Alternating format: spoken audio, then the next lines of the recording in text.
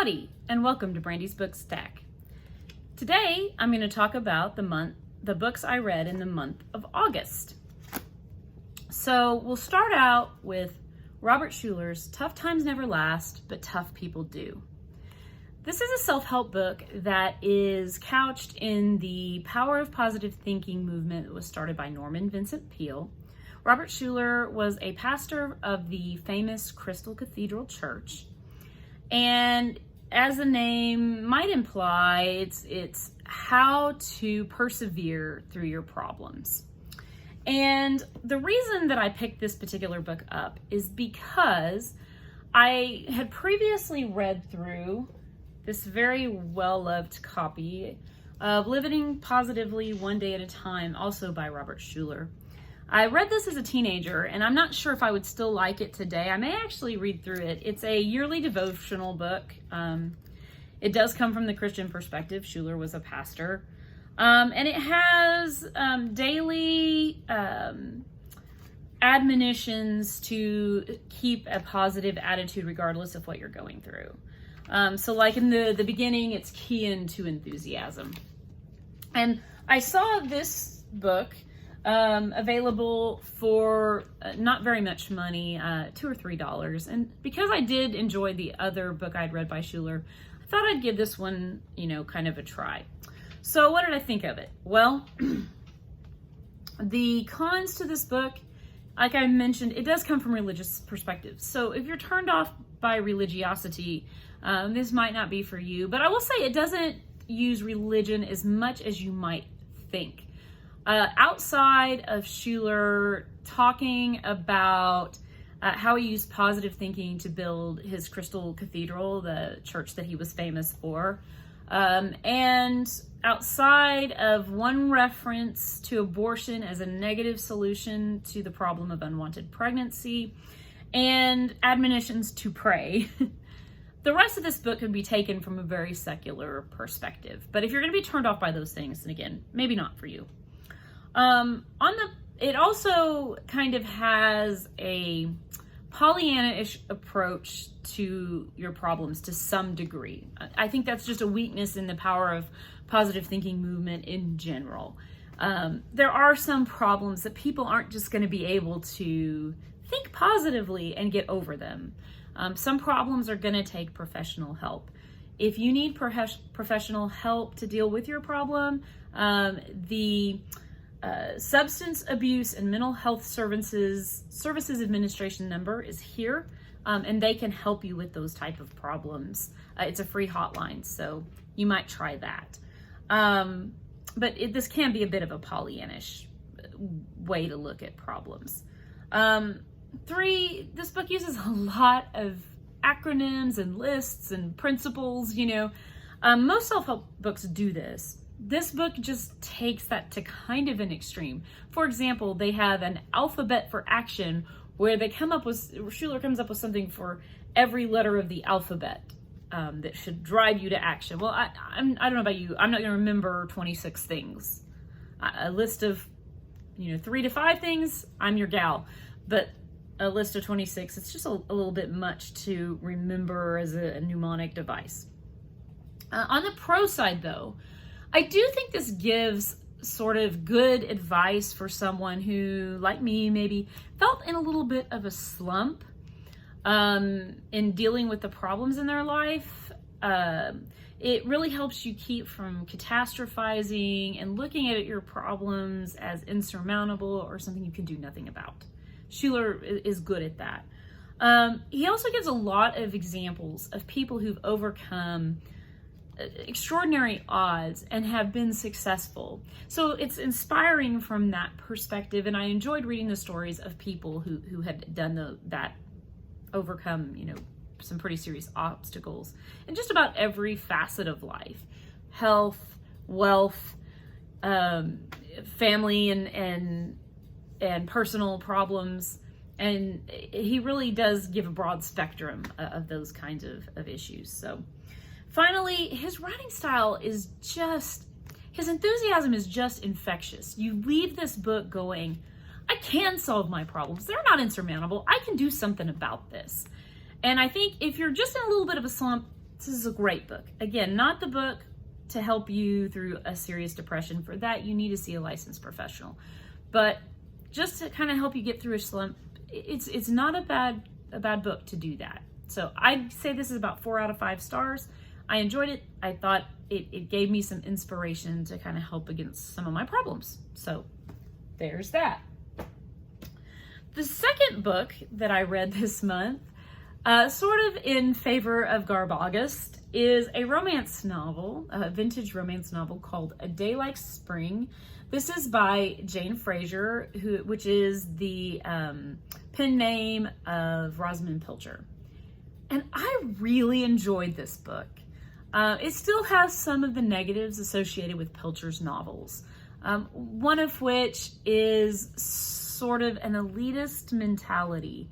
Pilcher's novels always feature these people with money, and money solves the problems, which is not realistic for most people. In this novel, we face a young woman who is an adult, but just barely so, who lives with her father and her stepmother. And it's kind of an evil stepmother trope there, but she's evil in a very ordinary way. She's not abusive, but she really doesn't care about the main character's feelings, and sort of is always on her case. Why aren't you doing something? You must be constantly doing something. And kind of won't let her breathe, if you will. And she knows her real mother has passed away. And the only relative that she knows of her mother's is her wealthy uncle who lives in this Scottish countryside. And so she decides she'll show up unannounced at this uncle's house. And of course, the uncle is wealthy and just overjoyed to see her. That's the part I do have a little bit of a difficulty in a book like this. That's not terribly realistic. And she meets 2 different men, and it's really kind of about her relationship with these 2 different men. And of course, I don't want to give you a spoiler, but I did feel like it was just sort of a sweet, simple romance. If you're looking for spicy, this is vintage. You're not going to find spiciness here. And that's okay with me. I really don't like spiciness in novels. I feel like it's usually written poorly and is just not something that I'm interested in. But it's a sweet novel, and I actually like this better than some of Pilcher's more modern novels written under her own name. I just think it's a sweet romance with a sweet protagonist that you do root for if you can find it. Now, this book is hard to find. I got very lucky. I found this in a cellophane packaged brick of romance novels for $3, and it just happened to have one of these in it. I've since seen these online go for as high as like $64 for this romance novel, so I got very lucky. If you happen to find it, get it. Even if you're not into it, buy it as an investment and sell it on eBay to somebody who might want to read it. But A Day Like Spring, it was a good book. I'd give it 5 out of 5 stars. It did what it was supposed to do for a romance. The next book, this is a book that had no right being as good as it was. This is Peg and Rose Solve a Murder by Lorian Berenson. I bought this book when I was in New York City, and I really kind of bought it because I wanted to buy something at the Barnes & Noble as a thank you for letting me use their bathroom. It's hard to find a bathroom to use in New York City. And I think the cover is just amazing. And everything on the cover has to do with something that takes place in the book. I just think it's just really cute and pretty. And this is about 2 elderly ladies. They're sisters-in-law. And they have been estranged for years and years. And one decides she needs to try to mend this relationship. And what I loved about this book was not even the mystery so much, is how the relationship between these 2 ladies grew. They're very different people. One of the sisters, the one that kind of goes for reconciliation, started her life out as a nun. And then she met and fell in love with a priest, and they both left their respective vocations to marry each other. And then you have Peg, who, that was Rose, that was the nun. And you have Peg, who certainly isn't what I would call a wild woman, but definitely not as staid as Rose was. And it's about kind of how they started off their life with this negative relationship, and then they grow into becoming friends by the end of this novel. Sorry, that's a little bit of a spoiler, I guess, but I think it's pretty obvious from the beginning of the book. And then somebody they know, Rose, as a way to reconcile, invites Peg to become part of her bridge club, and Peg decides to join. And a member of their bridge club gets murdered. And both Peg and Rose independently have kind of been involved in solving a murder that was related to them personally. And so they decide they're going to team up and be nosy old ladies and figure out what happened. It's charming, it's cozy, but it's not saccharine sweet. And again, the relationship between these two ladies is really what makes this book special.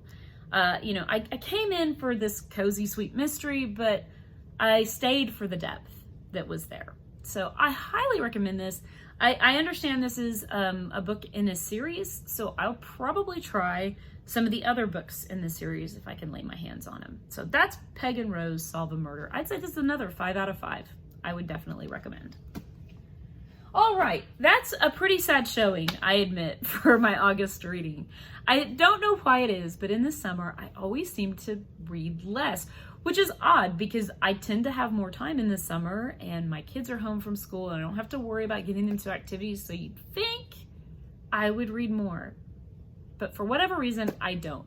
But my reading does kick into high gear in the fall, so I'm hopeful that you'll see quite a larger list on my next few months. And what I am reading currently is number 1, The Iliad. I expected to like The Iliad. I don't know why I dislike it so much, and I'll do a full review on this later. I loved The Odyssey. They're both by Homer. They're both translated by the same person. And yet, I just am struggling with The Iliad. It's just not fun for me. It feels like the begats in the Bible to me. You know, it's and so fought so-and-so, and then the darkness fell before so-and-so's eyes as he gored him through the chin, or this is a very gory book if you're not aware of that. I'm not very interested in war either, so maybe that's why it's not gelling with me so much. Maybe I'll change my mind by the end, but I kind of don't think so. This is on my best books ever written list, and I don't want to DNF it for that reason. Maybe I'm stubborn and I should just dump it, but I'll see it through to the end because it's very impactful on Western literature, if nothing else. But I'm in the middle of that. I'm about 50% of the way through. I just started The World of Jeeves, and I'm only one story through it though, so you can see I'm not very far along. But of course, Wodehouse, I have a love affair with Wodehouse. If you've never read anything by him, they're charming and they're funny, but in a way that you can share with your grandmother. So I'm looking forward to finishing the rest of this one. And I'm still working on Flora Thompson's Still Glide the Stream. Part of the reason I have difficulty getting to this is it's just kind of a tough book to bring along with you. It's a hardback and it's pretty good size. And it is also pretty slow paced. I like it, but it's slow paced. So I'm about a third of the way through this one, 67 pages through about, let's see, 219. So about a third of the way through. But I definitely haven't given up on this one. It is a good, cozy book, but just going to take me a while to get through it. And then a couple of books that I hauled, I thought I would share. And one of these was $2, one was $2.50. I don't remember which was which, but that is The Castle of Otranto by Horace Walpole, considered one of the first Gothic novels. So I thought I would check that out.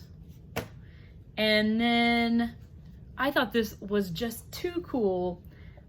It's a copy of H. Rider Haggard's King Solomon's Mind. It's from the movie version with Deborah Kerr and Stuart Granger. So pretty old vintage copy. And again, for $2, I think this was the one that was $2.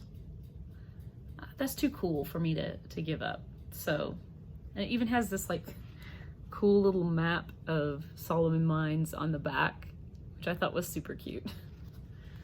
So I started a little bit on the Castle of Otranto, so that'll probably be one I'll focus on for September. So that's it for my wrap up on the month of August. What have you been reading in August? Are you like me? Did you kind of go into a slump in the summer? Is summer your heavy reading time? Let me know in the comments below. Don't forget to like, subscribe, and click that bell. Thank you for watching. Bye.